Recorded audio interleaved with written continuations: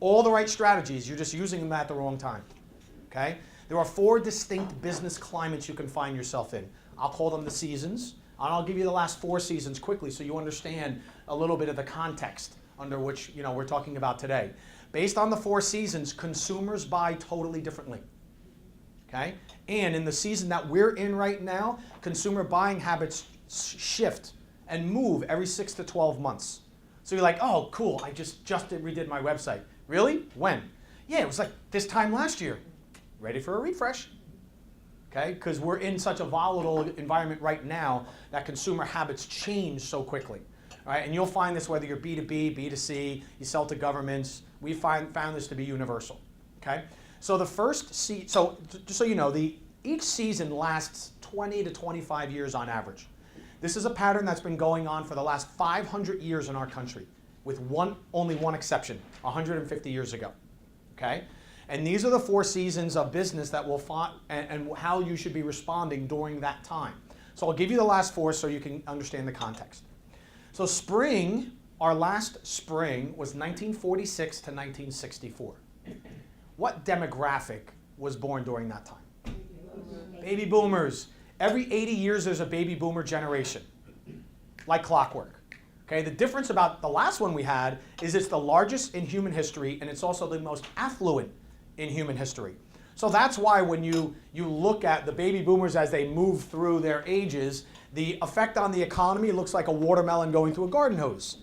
That happens every 80 years. It's not a surprise. Baby boomers dictate the economy every single seculum, as they call it. That's the time to buy low. From 46 to 64, everybody's got a job, everyone can get a loan, people get along, and things are going so well because optimism is so high that most people don't complain. You want to know what a particular time in history, at least in the last 100 years, is like? Look at the television shows. Okay? Leave It to Beaver, for example. Everything is happy, happy, joy, joy, during the 50s.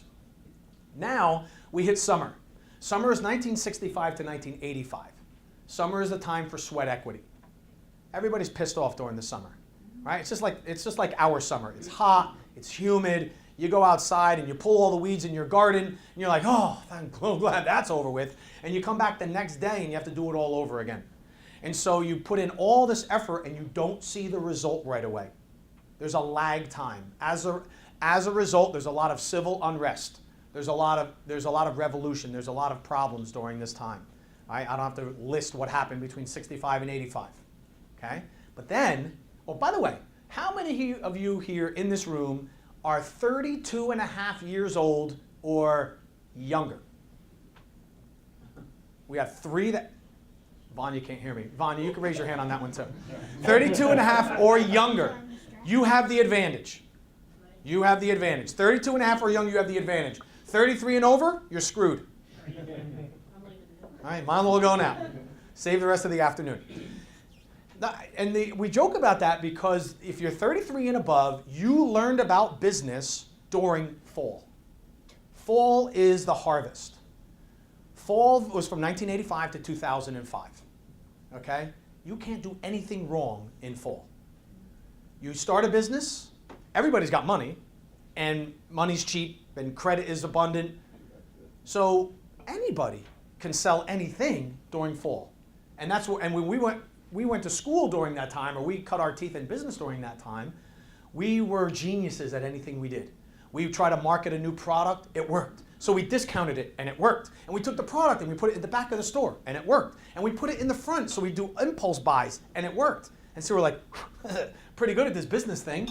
I got all this extra money. I went to the seminar on real estate. I'll buy me some real estate, because I heard diversify. So that's what I do is I take my money, I put it in real estate. And what happens during this time? You buy something low, you sell it high. It's fantastic. I could buy anything at any price. It just keeps going. There's no ceiling. And there's been so long since there's been a floor, I must be safe. So you buy real estate, you rent it out. Everyone's got a job. Everyone's buying everything and anything. Boats, condos, vacations, you name it. It's unbelievable. I got this thriving business. I have all this great real estate. I'm an entrepreneur. I'm an opportunaholic. So what's the next drug? Stock trading. Yes, baby. I went to that second seminar that said, you buy stocks. buy them here, they go to there, put my stops in, top and bottom. It's so easy, I'll make money. So you put your money in, and it does. You make money. I bought Apple at 9 in 1997. I was so smart, I sold it at 20. Yep. Right? So you do. You buy stocks and it's going up, it's going up, it's going up. How did you buy the stocks? Well, I took out a home equity line of credit on my house. And then I leveraged some of my business, of course. What else would you do? You don't use your cash. That's not what's being taught. OPM, what does that stand for? Other people's money. To do it any other way would be foolish. That's what you were taught during the fall. Okay? Everybody's a farmer in the harvest. Okay, this is a picture of I think it's called a hopper.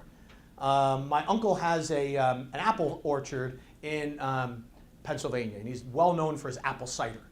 And we all joke because we go out there third week in September, and we all help him pick the apples for the apple cider. And he's well known because it's all fresh and everything else. He doesn't homogenize it the whole bit. They press it right there. So we all joke that when we get out there, like, we're farmers today. And my uncle goes to me, he goes, listen, jackass, everybody is a farmer today. You have 2 jobs. See that basket? Don't drop it, because if the apples hit the ground, I can't use them because they have to be clean. Secondly, don't let an apple hit you in the head. Don't fall, no bleeding today, because I don't have time. We have 1 shot to harvest. I don't have time to take you to the hospital. 2 jobs. Everybody's a farmer today. Now, what if I showed up at his farm today to pick apples? Isn't harvesting a good strategy? It's a great strategy, just not in January or February or the middle of the winter. Right? But that's how you guys are trying to harvest your customers. Right strategy, wrong time. And I see it over and over. No, that's how we've always done it. Great. Wait 23 more years for the next spring to come around, and you'll be fine. Right? Because during the harvest, you can't do anything wrong. But we're not in the harvest right now. We're in winter. Winter, so this is a picture of my backyard. We don't have pictures of Morristown in the wintertime. So we go ice skating, and it's and it's nice and cold. No leaves on the trees. But in winter, what you can count on, winter went from 2005, and it's anticipated it will go to 2023. So we've got about 9 more years of this. Now, if you're ready, you're saying awesome. And if you're like, holy crap, yeah, then, right. According to economists, or who says 2023? Great book written by 2 authors called Strauss and Howe, H-O-W-E, called The Fourth Turning. The Fourth Turning. By the way, this book was written in 1997. They accurately predicted the fall, and they accurately predicted the winter we're in right now. And it's been an economic cycle that we've gone through the last 500 years. The one exception was in the 1860s during the Civil War, when so many people died that the war just ended the winter, business winter, soon. Okay? There's a few patterns to every winter. One is that there's a world conflict. Every 80 years, there's some version of a world conflict during winter. When it ends, that's when the next spring starts.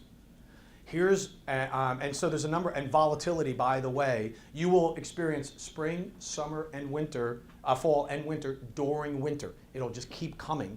And it's just like our weather.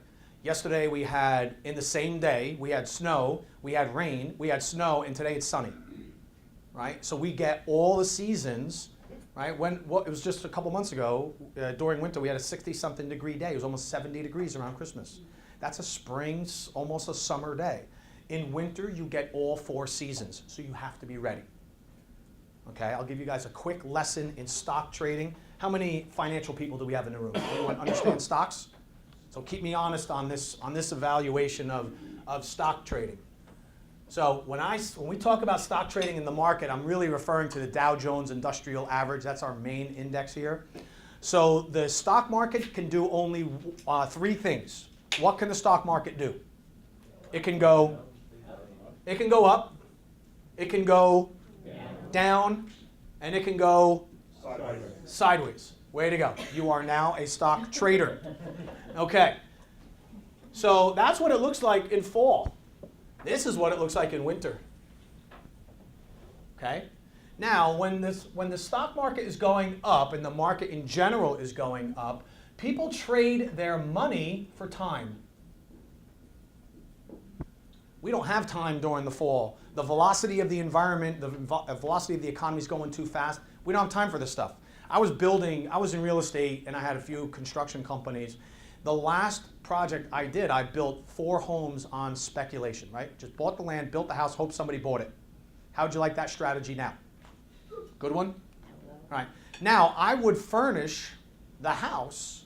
I would stage furniture in the house and then say, well, isn't this a lovely room for a pool table? Isn't this a nice living room? I used to put about $10,000 worth of furniture in the house, but I would sell that furniture for $40,000. And they would come in, I would say, well, it's all for sale. And I had a designer, I went to a designer and said, I'll put your card up. You design the house, tell me what to put in here, I'll put it in here. We'll leave your card up so they can work with you. And I would just say, well, it's like $40 a month on your mortgage. And they'd be like, oh, thank God. Oh, it's professionally designed? That's great. That old crap from our last house, we'll just put it in the basement. And they would buy. I was in the furniture business as much as I was in the construction business. Try that today. Oh, I've already looked at your QR code. You said you spent 10 grand on this? I can get it for 8.